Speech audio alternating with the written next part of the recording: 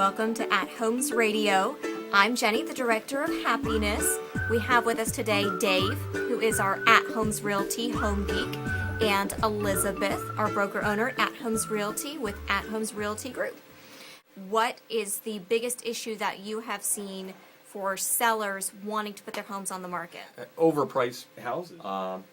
Pricing's everything, and it determines how long you're going to be on the market. But I think the most important thing for sellers to remember when they're trying to land on a sale price is what their motivation is. If you have to move, what's your plan B if it doesn't sell? If I have, let's say, a job transfer, I've got to be out of here in a month. I would have to come out of the gate with competitive pricing, is what you're saying. Then you need to listen to your agent. They will show you market stats. Dave and I both always talk about the micro markets. When we price a home, we don't just look at that home, we look at that neighborhood, the school district, age of home, amenities, has it been updated, has it not been updated? And you need to take your real estate agent's advice and price it accordingly if you've got to be out of here in 30 days. If you're north of Highway 72 in that Harvest, Monrovia, Tony area, and you're priced in the 150 range, you got tons of houses you're competing against. That is a really key market in that price range. If you're over 300 and you're in Hampton Cove, you've got a lot of competition. If you're over 300 north of 72, suddenly there's only 5-10 other homes that you're competing with in a much slower, different looking market, don't you think? Oh, yeah. So you have to look at your micro market to get a sense of where your home should fall in terms of pricing of... Right, because the majority of buyers, a lot of them are reload clients. They're coming in from out of town. They begin their research months before they even get here. Schools are very important to them, so the first place they'll go to is greatschools.net or greatschools.org. They'll get the ratings of the schools. And then there's online forums where they go in and ask for different advice and get opinions. Which school district do you think is best? They're all about their families and doing what's best for their families. So emotionally, before they even fly into Huntsville to check out the areas, they're attached to one or two school districts. Don't you think, Dave? Oh, I see that a lot. Yeah. Is there anything else that sellers have to be wary of when they're getting their home ready to list? They've got 5 seconds for a first impression outside. When we pull up, get out of the car, fumbling with the key box to get the key out, buyers are automatically scoping out the yard, the gutters, the eaves, looking for wood rot. First impressions are everything. Would you advise that I go out and buy a whole bunch of shrubs? Garden gnomes. Garden gnomes. Lots of garden gnomes. Yeah, let's talk about ways to not sell your house. Don't mow your grass. Don't water it. Fantastic. Don't weed. Let those weeds grow wild. Garden gnomes everywhere, like Dave said. And little scenes, little vignettes. Lots of cats inside. I'm a big fan of cats. Houses that have noticeably 15 cats living in them. That's my dream listing right there. Make sure your home smells good. Make sure it's a welcoming smell, not the litter box, not your cigarette smoke. It has to smell good. If it doesn't smell good, they're out of there.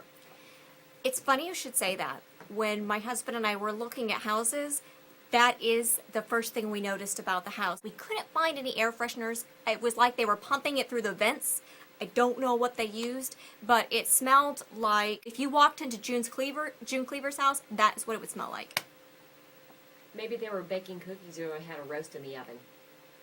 Ooh. Cookies. Should sellers bake cookies and leave them on the counter? Ain't gonna hurt. We'll eat them.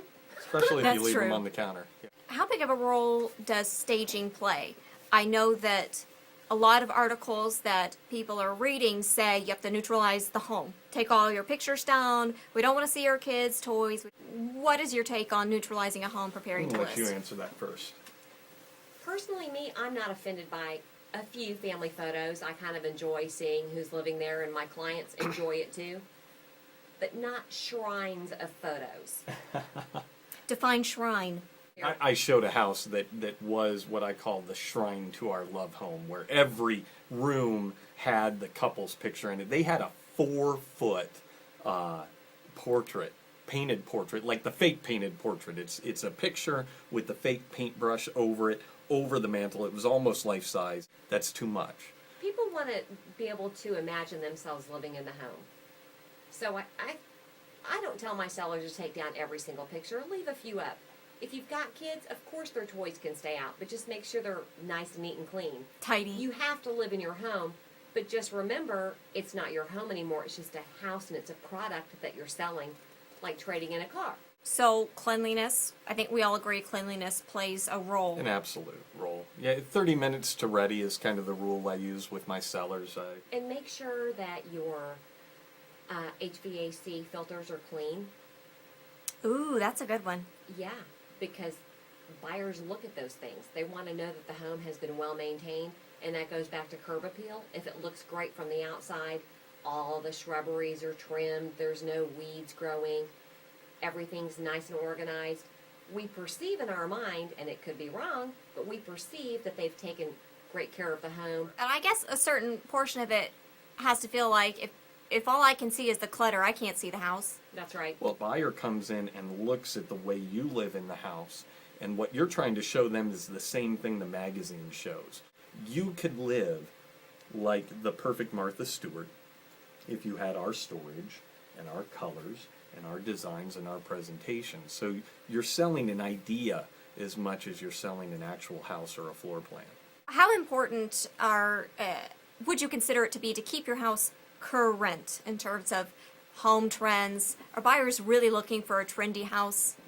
No, not really. I think buyers are looking for a floor plan, and they're looking for a price. If a home doesn't have to be completely updated if it's priced right, I myself, when I'm looking for my next home, I'll either build to get exactly what I want, or I'll find an older home that hasn't been remodeled so I can put my touches on it. Is there an area of the home where you predominantly say it's safer to update in terms of sellers maybe seeing a return on that? Kitchens and master bedrooms and baths. Those are the most sought after items. You know, the thing about updating and staying current, it really comes down to A, are you going to get your money back? B, what are you updating for? Trendy can be a positive as far as selling the house quicker, but it's not going to net you a big return. But you have to ask yourself about the unseen benefits of, again, are these changes going to be worth the cost to make you the home on the market that sells first with multiple offers versus stagnating on the market? Because that time that you spend on the market is tied to you for perpetuity, really. Right, it is. That data's out there. It's like the bad pictures you take in high school or college at the party that you don't want following you the rest of your life. Don't take them and don't put them online. Don't put that house online at a price that you aren't happy with being known for historically for the rest of your ownership. So what I'm saying is these updates and these changes are also a price standard. And those updates could make the difference between presenting better than the 5 other houses on the market in your area. And something really important to mention here. I had buyers out last week or week before last. We looked at a home that had been bought by an investor. They had gutted the entire home, and I was so excited when I saw it online because it had beautiful pictures. The granite was chopped in, rough edges. The flooring was not quality flooring. It was pieced in together, sloppy paint job, cheap light fixtures. If you're going to update, consult with your agent to find out what the right updates are, because that can make or break the sale too. You want to make sure there's a quality job done. I know we touched on Dave's fondness of HGTV. You probably have no business sponge painting your Please, wall. no sponge Leave the paint. sponge paint in If you 1995. can't do it yourself perfectly, do not do it. Honestly. Right, if a buyer sees, you've said this before, if a buyer sees a paint job that's going to cost them $500, when they write up that offer, multiply it by 10. If it's a $500 job, they're going to see it as $5,000. So getting that work done on the front end is hugely beneficial to what you're going to get in comparison to your list price. Absolutely.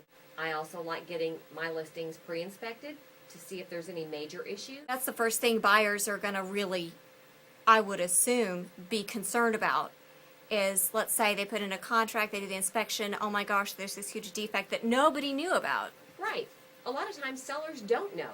You don't want to end up with a $5,000 HVAC repair Right. 5 days before closing, or even 5 weeks before closing. Ever. You want to know before you're on the market. Because the buyer's going to find it anyway. So it's better to address it up front. We could price the house accordingly if you don't want to do the repairs now. But they will find out.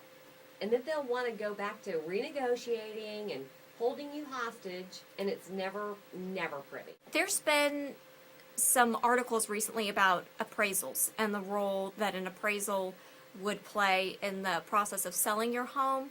Should you consider that at the start when you price? Is that something that affects your price at all? An appraiser is looking at historical data that compares one house to another to compensate value. They don't take things into account that we do. I had a home recently we're going to be listing in March. We looked at it in the fall early because we didn't know what we were going to be able to get them for it. It's hard sometimes to comp those out with sales data. I had to call in an appraiser to get a true value on it. That's a special circumstance. Most times it's not necessary. It's a waste of money. Not a waste of money in that appraisers aren't worth it, but you're going to have one done anyway down the road with the buyer. Don't do it twice. That's why overpricing is a kiss of death, because it has to appraise out for the purchaser to get the loan. So we can pull stats 99% of the time, I would say.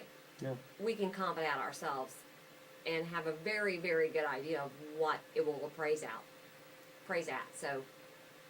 So no need to worry about appraisal unless for some reason you're just stuck scratching your head. Maybe there's not enough available comps.